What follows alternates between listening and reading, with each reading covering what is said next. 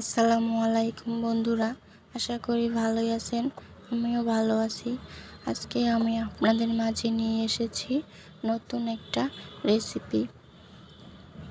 দেখুন বন্ধুরা, আমি মাঝারি সাইজের একটা পেঁপে কেটে নিয়েছি এবং এগুলো ভালো করে ধুয়ে নিয়েছি।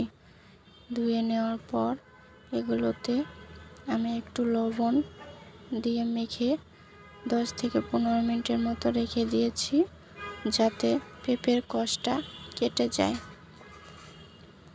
পেঁপেতে অনেক পরিমাণে কষ থাকে, সেই কষ সহ সিদ্ধ করলে তিতা লাগবে, তাই কষটা আমি ফেলে দিয়েছি, ধুয়ে নিয়েছি। এখন এগুলো একটা চুলায় আমি সিদ্ধ বসিয়ে দিয়েছি। কিছুক্ষণ পর দেখুন পেঁপেগুলো ভালো করে সিদ্ধ হয়ে গেছে। দেখুন দেখতে কেমন অনেক ভালোভাবে সিদ্ধ হয়েছে।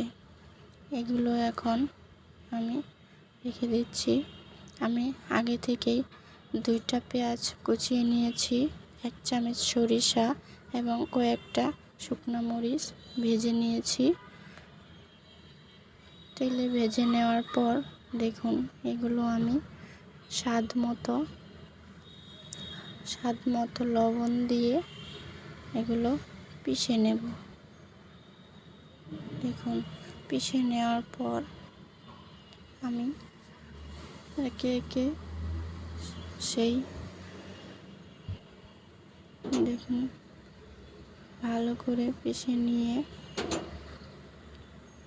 আমি সিদ্ধ করে রাখা পেঁপেগুলো এখানে দিয়ে মিক্স করে নেব।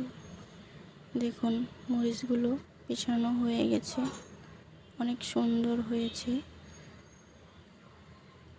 হ্যাঁ, এখন এগুলোতে আমি সিদ্ধ করে রাখা পেঁপেগুলো দিয়ে দিচ্ছি। দেখুন পেঁপেগুলো দেখেই মনে হচ্ছে অনেক ভালোভাবে সিদ্ধ হয়েছে। এগুলো এখন আমি সবগুলো দিয়ে আবার ভালো করে মরিচ, পেঁয়াজ, সরিষার সঙ্গে একসাথে মিশিয়ে নেব। দেখুন ভালো করে মিশিয়ে নিয়ে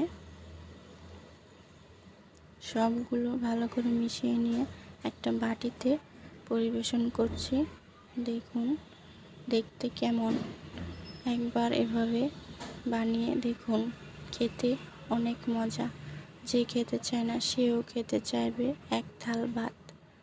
ভালো লাগলে লাইক, কমেন্ট, শেয়ার এবং সাবস্ক্রাইব করে পাশে থাকবেন। ধন্যবাদ বন্ধুরা, আসসালামু আলাইকুম।